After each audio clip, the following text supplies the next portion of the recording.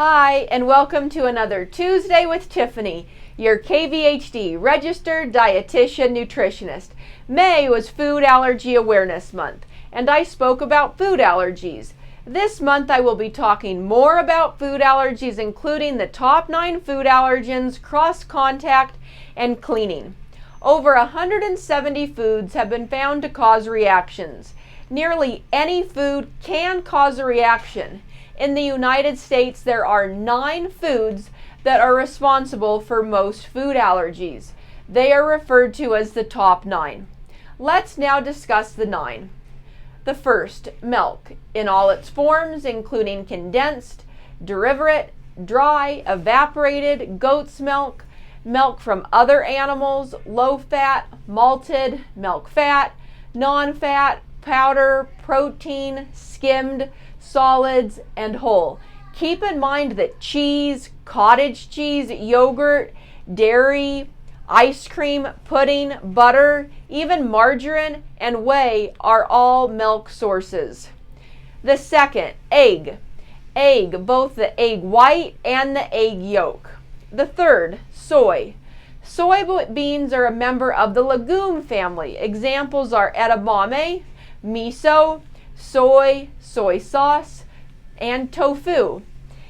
Highly refined soy oil is not required to be labeled as an allergen. The fourth, fish, often called finned fish. Examples are salmon, tuna, halibut, catfish, cod, tilapia, and many more. Some unexpected sources can be barbecue sauce, Caesar dressing, and Worcestershire sauce. The fifth allergen are tree nuts. Examples are walnuts, almonds, hazelnuts, pecans, cashews, pistachios, pine nuts, chestnuts, Brazil nuts, macadamia nuts, and coconut. Tree nuts are different from seed allergens, such as sesame, sunflower, poppy, and mustard. The sixth allergen, peanut. Peanuts are not a tree nut. Peanuts grow underground and are part of a different plant family, the legumes. Individuals who have a peanut or tree nut allergy are sometimes advised to avoid both peanuts and tree nuts from their diets. 7. Shellfish. There are 2 types of shellfish. The first is crustaceans. Examples are crab, lobster, shrimp, prawns, and crawfish. The law requires labeling of crustaceans.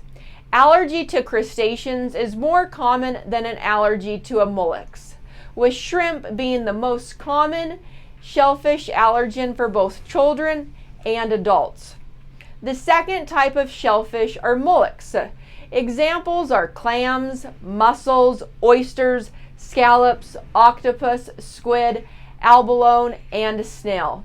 The law does not require mollusks to be listed on food labels, so it is very important to avoid all shellfish and shellfish products. Finned fish and shellfish are not closely related. Being allergic to one does not mean you must avoid both, though care is always needed to prevent cross-contact between fish and shellfish. What about iodine? So shellfish allergy is sometimes confused with an iodine allergy. That's because shellfish is known to contain the element of iodine. But iodine is not what triggers the reaction in people who are allergic to shellfish.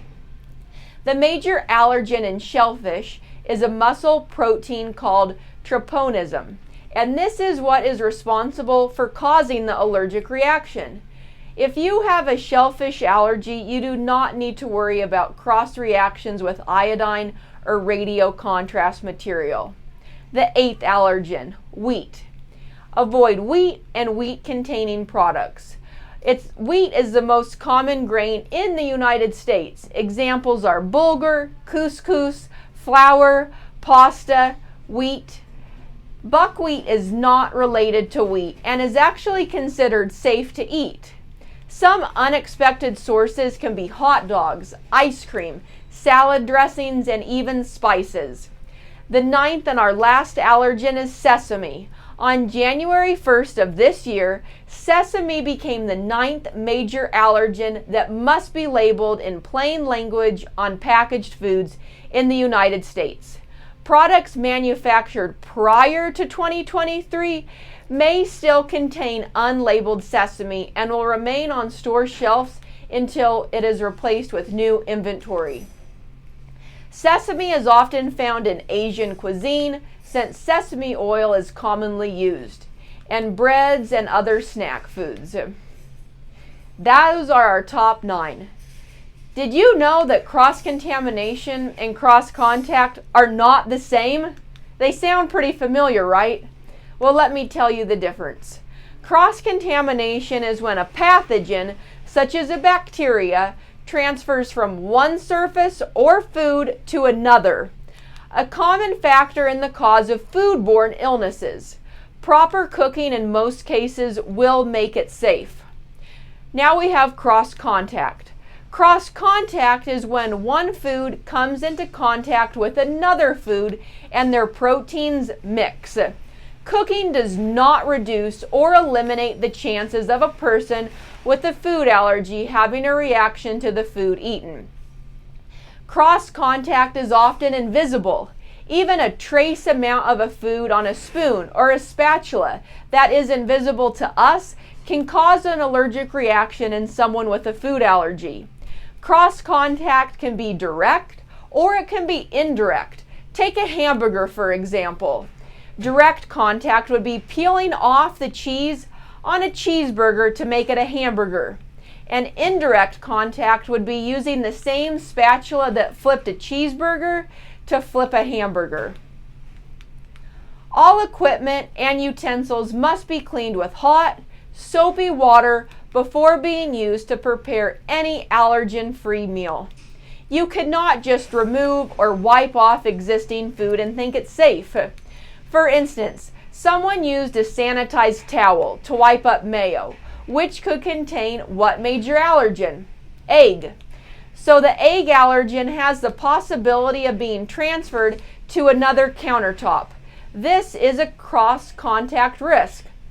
Did you know that you cannot remove food allergens even from a toaster? So if someone is allergic to wheat, for instance, you would need a separate dedicated toaster or toast the bread in the oven. I really hope that you have learned something new about food allergies over the last 2 months. Until next time, take care.